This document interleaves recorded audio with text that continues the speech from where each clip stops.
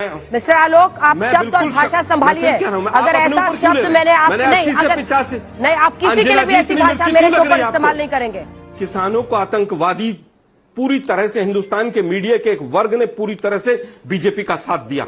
नोटबंदी जैसा कुकर्म हुआ, मीडिया ने मैं चाहती हूं कि आप सीधा राहुल गांधी के आरोप का जवाब दें, जिसमें वो शेयर मार्केट के मैनिपुलेशन का आरोप लगा रहे हैं और सीधे पीएमएचएम को घेर रहे हैं। गौरव जी। अंजना जी, देखिए, सबसे पहले तो मैं ये कहना चाहूंगा कि कोई व्यक्ति जो बड़ा नासमझ हो, अपरिपक्व हो, वो बाहर निकल के आए और कोई भी अनर्गल बयान दे दे। नेता बिना तथ्यों के केवल अगर भ्रम की राजनीति करने के लिए, केवल रायता फैलाने के लिए आएगा तो ये जरूरी नहीं है कि हमें उस पर चर्चा करनी है। फिर भी मैं तैयारी से आया हूं, मैं उत्तर भी दूंगा, लेकिन उससे पहले मैं एक बात जरूर कहूंगा, और इसलिए कहूंगा क्योंकि नरेंद्र मोदी जी ये मानते हैं कि मीडिया चौथा स्तंभ है। इससे पहले मीडिया पे कहा गया कौन जात हो। आज मैं उनकी प्रेस वार्ता सुन रहा था, उन्होंने एक आपकी पत्रकार हैं मौसमी, उनसे कहा बीजेपी की लाइन तुम लेती हो, बीजेपी का बैच लगा लो। अब मैं पूछना चाहता हूं अंजना जी, आपको करारा जवाब देना चाहिए, जनता देख रही है। कोई अगर मुश्किल सवाल पूछ ले राहुल गांधी से, कक्षा 5 के जो छात्र हैं, तो आक्रमण करते हैं मीडिया पे और कहते हैं तुम्हें भाजपा की लाइन नहीं लेनी चाहिए, बैज लगाओ। क्यों कहा जाता है ये? क्या ये बात मैं उठाऊंगा? नहीं, पूरी ताकत से उठाऊंगा और कहूंगा कि अगर पत्रकार से उसकी जात पूछोगे और कहोगे बीजेपी की लाइन है क्योंकि तुम्हारे पास प्रश्न का उत्तर नहीं है, तो यह दिखाता है कि मानसिक दिवालियापन हो गया है इनका। रुक जाइए आलोक शर्मा जी, आपसे कई सारे प्रश्न थे, उस पर आप जवाब दीजिएगा। आखिर जो राहुल गांधी ने ये आरोप लगाए हैं उसको भी आप पूछिएगा बीजेपी से। लेकिन एक प्रश्न है जिस पर आपकी पार्टी को, आपकी पार्टी के नेताओं को सोचना होगा, वो है हर संस्था पर और उस संस्था के वाहकों पर सीधा आरोप लगाना। इसी चुनाव आयोग को आप लोगों ने कितनी गालियां दी, लेकिन सब सुन गया जब 4 जून को नतीजे आए और फिर एक बोली नहीं निकली, न ईवीएम का नाम दिन भर लिया गया, न चुनाव आयुक्त का, मुख्य चुनाव आयुक्त का, क्योंकि उस वक्त नतीजे ऐसे आ रहे थे जिससे आप बहुत उत्साहित थे। दूसरा, हमारी साथी आज एक प्रश्न पूछती है, प्रश्न पर उसको बीजेपी का बैच लगाने के लिए बोल दिया जाता है। ऐसी ही स्थिति रहती है, कहीं पर और जाइए, हर किसी पर को एक ही चश्मे से देख देना, रंग देना, और एक ऐसे बड़े नेता का सीधा जर्नलिस्ट को कहना कि आप बीजेपी का बैच लगा लो। क्या आपको नहीं लगता है कि ये बहुत गलत है? आप लोगों को सोचना चाहिए, ये गलत है, ये व्यवहार ही गलत है। मुझे नहीं समझ में आता ऐसा व्यवहार कहां से आप लोग करते हैं, ऐसा क्यों करते हैं। तीसरी बात है, आप प्रश्न उठाइए, अगर कोई गलत कहता है आप उस पर प्रश्न उठाइए। तीसरा, जो उन्होंने शेयर मार्केट के आरोप पर अपनी बातें कही हैं, उस पर आप अपना आधार समझाइए, क्योंकि वो इसको खारिज कर रहे हैं। सबसे पहले तो इलेक्शन कमीशन से शुरू कर लेते हैं। इलेक्शन कमीशन को जिस दिन से चुनाव हुआ है, बीजेपी और मीडिया का एक वर्ग क्लीन चिट देने पे तुला हुआ है। हम क्लीन चिट अभी भी नहीं दे रहे हैं। हम चाहते हैं कि तमाम जो चीजें, जो कंप्लेंट्स गई हैं, उन पर एक्शन हो। और इलेक्शन कमीशन ने एक तरफा काम किया है, प्लेन लेवल फील्ड पर काम नहीं किया है। जनता ने वोट दिया है, अगर हमें जनता ने वोट देकर जिताने का काम किया है तो उसके लिए इलेक्शन कमीशन कहीं पर कोई योगदान नहीं। इलेक्शन कमीशन ने पूरा भरसक प्रयास किया कि सत्तासीन लोगों को हर तरह से मदद की जाए। अब आता दूसरा सवाल का हिस्सा कि हमारा व्यवहार। अंजना जी, हमारा कांग्रेस के व्यवहार देखने से पहले जिस संस्थान की आप बात कर रहे हैं, मीडिया जगत की, मीडिया जगत भी अपना व्यवहार देखे। पिछले 10 साल से अगर 80 से 85% मीडिया वर्ग, एक मिनट सुनिए मैम, मैंने आपको आलोक जी, सुनिए जरा। आलोक जी, मौसमी सिंह ने सवाल पूछा था, करता दिखेगा तो हम आप अपनी शब्द और भाषा को संभालिए। मिस्टर आलोक, मैं आपको कह रही हूँ, नहीं, देखिए, मैं मिस्टर आलोक, आप शब्द और भाषा संभालिए। अगर ऐसा शब्द मैंने आप नहीं, आप किसी के लिए भी ऐसी भाषा मेरे शो पर इस्तेमाल नहीं करेंगे। अगर आपके नेता के लिए नहीं, मैं किसी के लिए शब्द इस्तेमाल नहीं करने दूंगी। अंजना जी, राहुल गांधी के लिए अपरिपक्व कहा गया, आपने नहीं रोका उसको अभी तक। तो इम्मेच्योर पर बोलना, आप उस पर जवाब दीजिए, आप उनके नेता पर अटैक कीजिए। मीडिया हिंदुस्तान का, सुनिए ना जरा, अंजना जी, हिम्मत है तो सुनिए जरा। आज बिल्कुल बहुत हिम्मत है, आपसे कहीं ज्यादा है, आपसे ही। Please Alok ji, Alok ji 80 please, से मैं सुनिए, एक सेकंड कह रही शांति से हूँ, सुन। आप भी अपना शांति से सुनिए, मैं भी शांति से बोलूँ, please calm down, bring down your temper sir, bring down your temper. सुनिए ना मैडम, आप सुनेंगे लेकिन अब शब्द मत बोलिए, अब शब्द मत बोलिए please, I am requesting you. I will bring down my temper, but I will not take my words back. I'm coming to the Sure. point. वापस आता हूं। व्यवहार की बात आपने की, व्यवहार हमने देखा है। किसानों को आतंकवादी पूरी तरह से, हिंदुस्तान के मीडिया के एक वर्ग ने पूरी तरह से बीजेपी का साथ दिया। नोटबंदी जैसा कुकर्म हुआ, मीडिया ने बीजेपी का साथ दिया। तो राफेल की जांच नहीं होने दी, जेपीसी होती है तो पूछते हैं कि संसद नहीं चलेगी तो पैसा किसका खर्च होगा। यही सवाल आज मौसमी ने पूछा था। अरे अभी तो जेपीसी की मांग हुई है, अभी से आपको बीजेपी का बचाने का सवाल पूछने की इतनी जल्दबाजी क्या? मुझे लगता है कि मैं पूरा वक्तव्य दे रहा था, बीच में दूसरी खबर आ गई। इलेक्शन कमीशन की भी बात आई और व्यवहार की भी बात आई। संवैधानिक संस्थाएं हो, चाहे मीडिया हो, चाहे हम लोग हों, हम लोगों का तो व्यवहार 24 घंटे मीडिया के माध्यम से जनता के बीच में रहता है। लेकिन अब जनता भी समझ रही है कि किस किस का व्यवहार कैसा है। किसने बीजेपी की जो लाइन थी 10 साल तक हिंदू मुसलमान करने की, उसको किस लाइन को किसने ढोया है।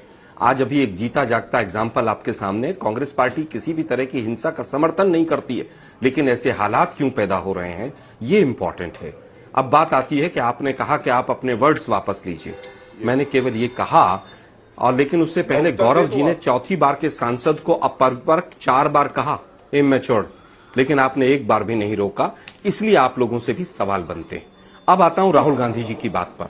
राहुल गांधी जी ने एक एक चीज को पूरे सिस्टमैटिक क्रोनोलॉजी में समझाया है कि 13 मई को क्या स्टेटमेंट आया, 19 मई को क्या आया, 28 मई को क्या आया। अब उन्होंने कहा, गौरव जी ने, कि वो सवाल पूछा गया था। अरे भाई, सवाल पूछने वाले तो अडानी के चैनल के दलाल थे, अडानी के चैनल के शेयर्स हैं, अडानी के शेयर्स हैं जो से भी जांच कर रही है। इसलिए हम कह रहे हैं कि जांच होनी चाहिए। ये आपकी सामान्य भाषा है क्या? एक सेकंड आलोक जी को मेरे साथ दिखाइएगा। हाँ, वही मैं कह रही हूँ, ये आपकी सामान्य भाषा है क्या, या आप घर में? एक सेकंड मिस्टर भाटिया, मैं उनसे बात कर रही हूँ, आपको बोलने की जरूरत नहीं है। आलोक जी, ये आपकी सामान्य भाषा है, आप घर में भी यही सब शब्द इस्तेमाल करते हैं? नहीं, मुझे क्यों नहीं जरूरत है, चलिए करिए। मैं उनसे बात कर रही हूँ ना, अभी आपका नाम नहीं। लोगों के लिए विशिष्ट भाषा है मेरी, जो भी है, बड़ी गंदी भाषा है। अंजना जी, थोड़ा कंट्रोल कीजिए आलोक जी, वरना ऐसा दिन ना आए जब लोग रिमोट अपने हाथ में रखें, बच्चों को कहें कि दूर हटो, दूर हटो, यहाँ पर टीवी में नेताओं को मत सुनो। मैं आपसे सिर्फ रिक्वेस्ट कर रही हूँ कि अब शब्दों के बिना भी आप अपनी बात अच्छे से कन्वे कर सकते हैं, आप अपनी बात अच्छे से कन्वे कर सकते हैं। और दूसरी बात, आपको जिसके खिलाफ बोलना है आप बोलिए। अंजना जी, हमने लेकिन आज तक पर और आज तक के रिपोर्टर्स पर नहीं। अंजना जी, हमने 10 साल तक अंजना जी, हमने 10 साल तक अपने बीपी बढ़ाए हैं इस मीडिया हाउसेज में डिबेट करते करते। एक हमारा साथी डिबेट करता करता इस आज तक की डिबेट के बाद अपने शरीर को छोड़कर चला गया। आप लोगों ने जिस तरह के टॉपिक्स को उठाया आलोक शर्मा, जिस तरह से एक तरफा डिबेट। दोस्तों, आप लोग इस डिबेट को पूरा देखकर जाना। समाजवादी पार्टी के प्रवक्ता अनुराग भदौरिया, कांग्रेस के प्रवक्ता आलोक शर्मा ने, दोनों ने मिलकर काफी ज्यादा बेइज्जती की है अंजना ओम कश्यप की। अंजना ओम कश्यप इस बेइज्जती को नीचे मुंह करके खामोशी से सुनती रहीं। दोस्तों, इस वीडियो को पूरा देखने के बाद इस वीडियो के बारे में आप लोग कमेंट बॉक्स में जरूर बताएं। दोस्तों, पहले आप लोग इस डिबेट को आखिर तक जरूर सुने।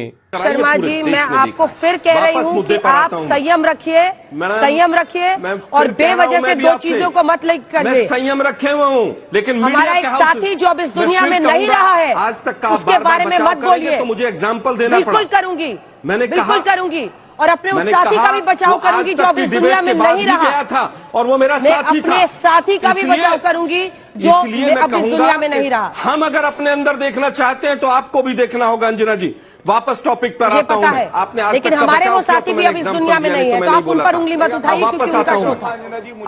आप वापस में, बहुत हो गया आलोक शर्मा जी, बहुत हो गया, टॉपिक पर आइए। इस दुनिया में नहीं है, ऐसा नहीं कह सकते आप। इतना समय मत दीजिए, ठीक है, वापस आता हूं मैं।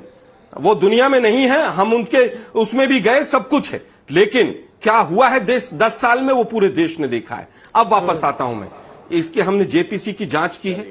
एग्जिट पोल का एक नेक्सस था, कोई मेथोडोलॉजी नहीं है, कोई कंपनियों के पास इतने पैसे नहीं है कि इतने सैंपल सर्वे करके वो सारा डाटा 2 घंटे 3 घंटे में सब कंपाइल करके रख देंगे। मुझे लगता है इसकी एग्जिट पोल की पूरी जांच होनी चाहिए, क्या मेथोडोलॉजी उन्होंने अपनाई, और उसमें कुछ चैनल्स कह रहा हूं मैं, कुछ चैनल्स भी उस नेक्सस। वीडियो अच्छी लगती हो तो इसको लाइक करें। किस तरीके से आलोक शर्मा ने गोदी मीडिया एंकर अंजना ओम कश्यप की धज्जियां उड़ाई है, अभी अनुराग भदौरिया भी जो है गोदी मीडिया एंकर की धज्जियां उड़ाएंगे, अंजना ओम कश्यप रोने लगती है, इतनी बेइज्जती होती है। आप ये पूरी डिबेट जरूर देख कर जाइए। आपने देखा वो ये तो हमने भी देखा है कि किस तरह से एग्जिट पोल दिए गए, 400 पार, हर चैनल 400 पार। तो क्या घर में बना लिए थे क्या? तो ये फासला तो हमने देखा है ना कि आप फासले थे समाज के अंदर में, तो फासले को तो आप नकार नहीं सकते। और फिर उसके बाद एग्जिट पोल आता है तो साहब रोने भी लगते हैं। तो क्या वो बीजेपी सरकार में नहीं आ रही थी इसलिए रोने लगे थे क्या? वो अफसोस नहीं, मेरी बात मैं आपसे नहीं कह रहा हूँ, मैं अपनी बात कह रहा हूँ। ये एग्जिट पोल कब से हो रहे हैं? नहीं कब से, लेकिन कब से भदौरिया मैं क्या पूछ रही हूँ, जवाब दीजिए। हाँ बोलिए, कब से हो रहे हैं? और कब से फेल हो रहे हैं? ओपिनियन पोल, एग्जिट पोल भी वही 400 पार, 94% है एवरेज। कभी ऐसा आपने देखा ओपिनियन पोल 400 पार? आपको भी पता है कैमरा बंद होगा तो कुछ और बोलिएगा। नहीं, इन्होंने तो कोशिश की थी कि, लेकिन हम डरे नहीं। फासला देखकर, बढ़ता गया रास्ता देखकर, खुद व खुद मेरे नजदीक आ गई मेरी मंजिल, मेरा हौसला देखकर। ये हम लोग का हौसला था। हमें कोशिश तो बहुत की गई, सत्ता पद से कोशिश की गई डराने की, क्या क्या एजेंसियों का दुरुपयोग किया गया विपक्षी नेताओं के सामने, कैसे कैसे हम लोगों के पर आरोप लगते रहे। ये सच है, हर मीडिया हाउस ने नहीं किया, लेकिन कई मीडिया हाउस ने किस तरह के सवाल पूछे विपक्ष से, कभी सत्ता पद से पूछने की हिम्मत जुटाई तो बताइए मुझे, कोई इंटरव्यू लेने की हिम्मत जुटाई तो बताइए मुझे। आज सवाल कुछ अलग गलत हो सकता है, लेकिन ये तो सच था कि इस देश के अंदर में लोकतंत्र हमें खोजना पड़ता था, हक से मांगना पड़ता था, लड़ना पड़ता था, चिल्लाना पड़ता था, जो आज कम से कम। क्या बात कर रहे हैं अनुराग जी, रोज बैठते थे, सबसे ज्यादा आप ही चिल्लाते हैं मेरे शो में। फिर वही बात, कितने दर्शक लिखते हैं कि आप अनुराग जी को इतना टाइम क्यों देती है? नहीं चिल्लाना पड़ता तो कम से कम इज्जत से बोलने को मिल रहा, नहीं चिल्लाना पड़ता, पहले भी छीनना पड़ता था। अरे अंजना जी, छीनना पड़ता था। आप अपने से कंपेयर हर एक को क्यों कर रहे हो? हम लोग तो हर चैनल में जाते किस तरह से छीनना पड़ता था। आपके बगल में बैठे हैं जो बड़े आज तक पर आप ये शिकायत नहीं कर सकते। नहीं, संत बने आपके बगल में बैठे। एक सेकंड, एक बार होता क्या है कि हर जगह डिबेट पे जाते नहीं है, इनके नहीं जाना, उनके नहीं जाना, सारी खींच आकर यहीं पर निकालिए।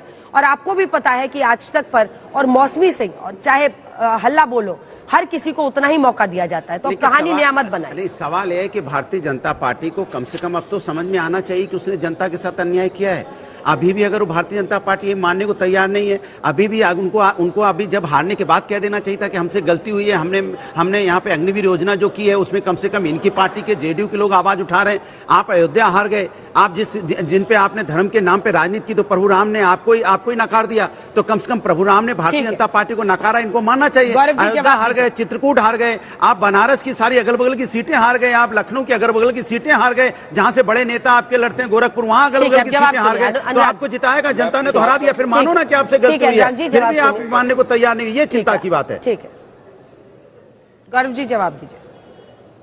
और कैसे दोनों को राजी करेंगे अग्निवीर पर, मुस्लिम आरक्षण पर? मैं बताता हूं।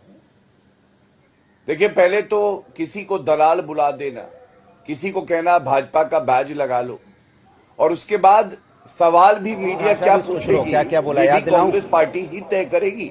अंजना जी याद दिला, ये बात बिल्कुल स्पष्ट हो गई। क्या भाषा का इस्तेमाल करते थे, याद दिला दूं? एक बात जरूर कहूंगा, मैंने बात मैं याद दिलाऊं, बीच में नहीं, Anurag ji please, please Anurag ji please, please कराइए इनको please. Anurag ji please, easy है ये तो। और ये क्या भाषा है? अब मैं बोलूं तुम बदतमीज हो, तो मैं तो आपसे बात भी नहीं कर रहा हूँ, मैं आपका संबोधन कर रहा हूँ।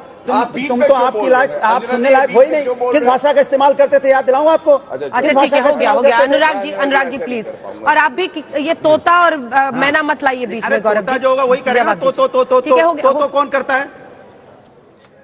अनुराग जी नहीं, मैं भाषा में ठीक है, अब हो गया। गौरव जी प्लीज बोलने दीजिए, गौरव जी बोलिए। हाँ, धन्यवाद। देखिए, सबसे बड़ी बात है, हमारी 240 सीटें आती हैं, इनकी 37 सीटें। आज हर कोई पूछ रहा है, जिसकी 240 सीटें आई हैं, जिसने 1962 के बाद इतिहास रच दिया, तीसरी बार लगातार सरकार आई है और वोट प्रतिशत में भी कमी नहीं हुई है, जो आजादी के बाद कभी नहीं हुआ। उसके लिए तो कह रहे हैं कि हार गए, और अपनी 37 सीटें आई हैं। 99 नर्वस 90 पे कांग्रेस पार्टी का विकेट